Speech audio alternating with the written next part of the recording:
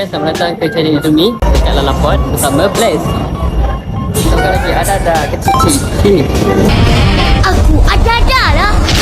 Tengok tu. Apalah ada buat ni. Kau tengok tu dia buat apa? Tengok tu. Ada. Jom kita teruskan perjalanan kita. Kita pusing-pusing dekat satu Lalaport. Kan dekat Lalaport ni ada banyak kedai anime ataupun figuran yang korang boleh cari. Korang tengok si Adada tu. Aduh, pening saya. Adada ni buat hal. Hari ni saya dengan Blaze, kita orang cuba korang teka fusion apa yang kita akan namakan bila kita bergabung. Kalau korang nak nama ke fusion tu, korang boleh komen kat YouTube saya. Saya baru sampai dekat kedai doko-doko yang ada dekat Lalaport. Okay, korang boleh nampak macam-macam merchandise lah kat sini.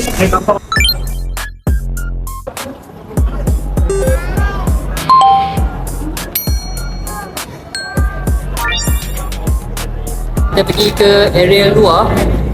So korang boleh nampak dekat sini dia punya view dia memang besar gila daripada bawah.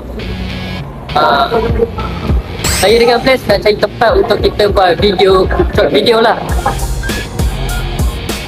Ada konsert lah dia pakai konsert pun. Okay, kita baru settle untuk short video tadi saya bersama dengan Blaze. Kita nak cari spot yang tempat lain lah, lagi cantik daripada view tadi lah. Ada ni buat hal lagi lah. Jom, jom. Okay, apa ulasan Blaze tentang event sekarang ni?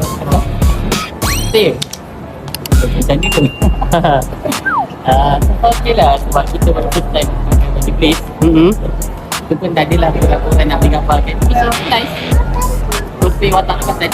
Ya, betul. Bye. Okay, kita buat video sini untuk parody punya video lah, short. Berhadapan dengan monorail tapi tak nampak sangat lah. Jom kita buat short video. Tadi mana senjata kau? Kau tak nampak ke? Aku dah pakai senjata baru. Mana? Ni lah senjata baru aku. Kecil kan? Sini. Dah tu kecil ni okey ke? Okay, sekarang ni kita berehat dekat restaurant untuk kita makan-makan. Ini saja video YouTube saya. Untuk korang yang belum subscribe, korang boleh subscribe dekat dalam YouTube ni. Apa-apa nak cakap? Jangan lupa subscribe tau. Bye. Jumpa video akan datang. Bye.